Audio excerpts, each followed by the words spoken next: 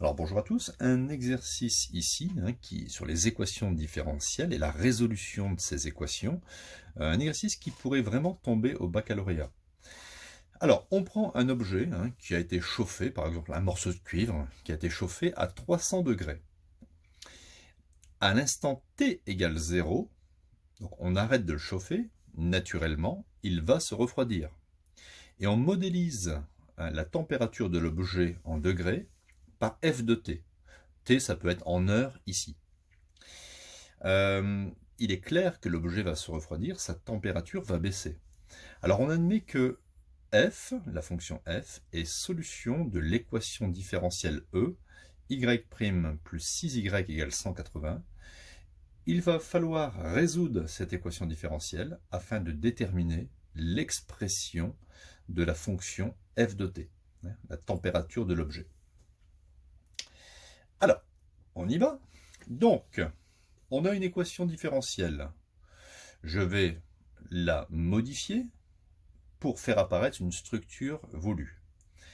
Ici, y', je fais passer le plus 6y de l'autre côté.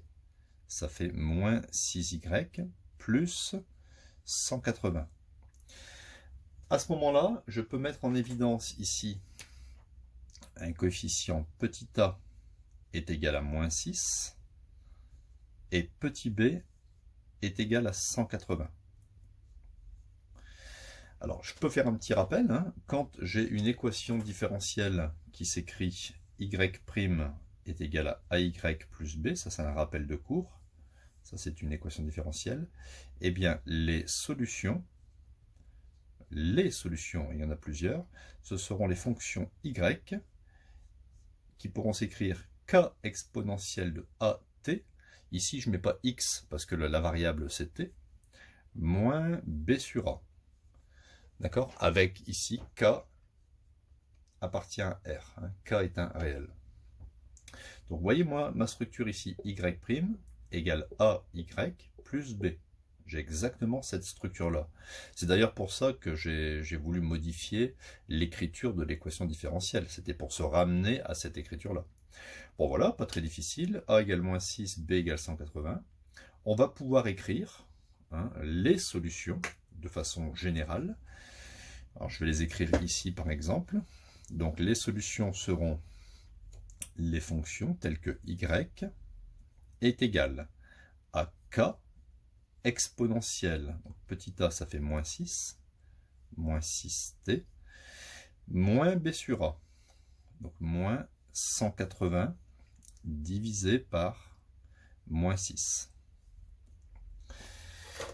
Donc on continue de simplifier ceci. Moins 180 sur moins 6, moins par moins, ça fait plus. Donc y, alors on peut mettre y ou y de t, d'accord, puisqu'il y a la variable t. Ça fait k exponentielle moins 6t plus 30, d'accord, 180 sur 6, ça fait 30. Mais maintenant, moi, ce que je veux, c'est la fonction f.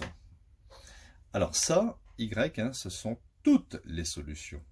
Je vais marquer ici, ça ce sont toutes les solutions de E. Et moi j'en veux une en particulier, c'est celle qui fait que à l'instant t égale à 0, la température c'était 300 degrés. C'est-à-dire que f de 0 est égal à 300. D'accord?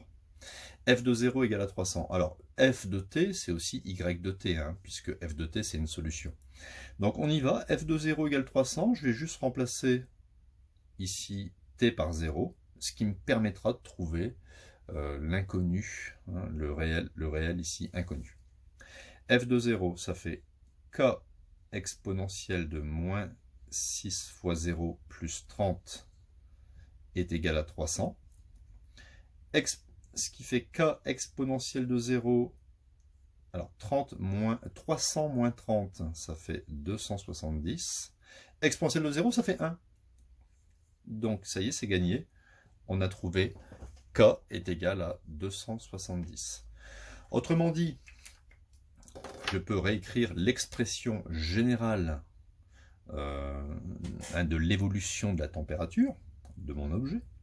Ça sera f de t est égal à k, c'est-à-dire 270 exponentielle moins 6t plus 30. Voilà la solution de l'équation différentielle qui vérifiait f de 0 égale 300. D'accord? Donc, ici, vous avez toutes les solutions.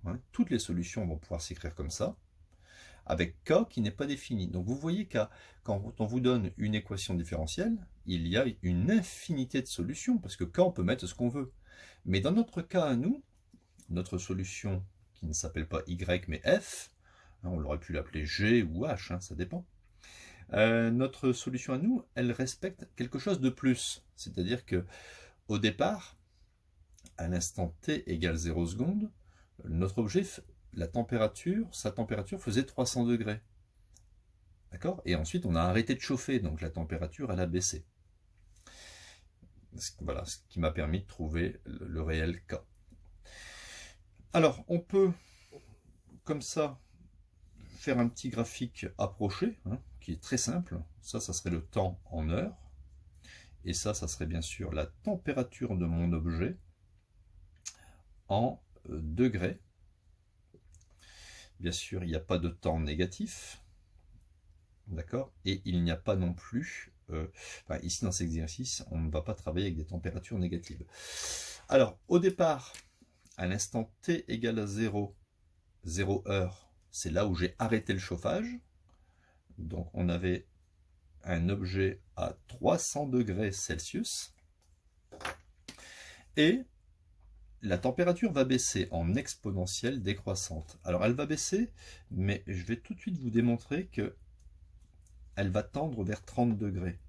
Un petit peu comme si il y avait une asymptote ici, horizontale. Donc, une exponentielle décroissante comme ça.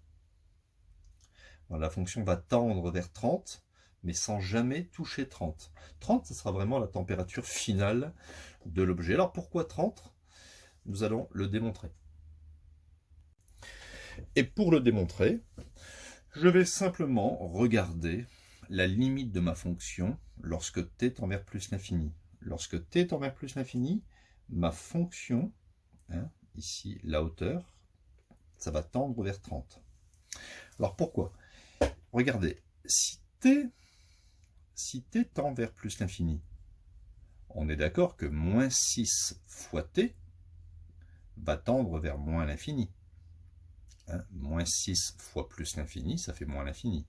Et dans votre tête, vous avez exponentielle de moins l'infini. Vous savez qu'exponentielle de moins l'infini, on le sait, ça tend vers 0 plus. Si ça tend vers 0, quand on le multiplie à 270, ça tend vers 0, et la limite de ma fonction fera 30. Voilà. Alors comment on va l'écrire au baccalauréat? Ça, c'est ce que vous avez fait dans votre tête, mais on peut simplement dire par exemple la limite de moins 6t lorsque t tend vers plus l'infini est égale à moins l'infini. Donc, la limite de exponentielle de moins 6t lorsque t tend vers plus l'infini va faire 0. Alors, va faire 0, et on peut justifier, car on sait que la limite de exponentielle de grand X, quand grand X tend vers moins l'infini, ça fait 0. D'accord? Ici, le grand X, ça joue le rôle de moins 6t. Moins 6t tend vers moins l'infini, donc grand X tend vers moins l'infini, donc l'ensemble tend vers 0. Et donc, je peux écrire ici que la limite est égale à 30. D'accord? Et on peut éventuellement marquer par somme. Comme ça, le correcteur, il a compris que dans votre tête, vous avez fait ici 270 fois 0, donc 0 additionné de 30. D'accord? Voilà, température de l'objet finale, 30 degrés.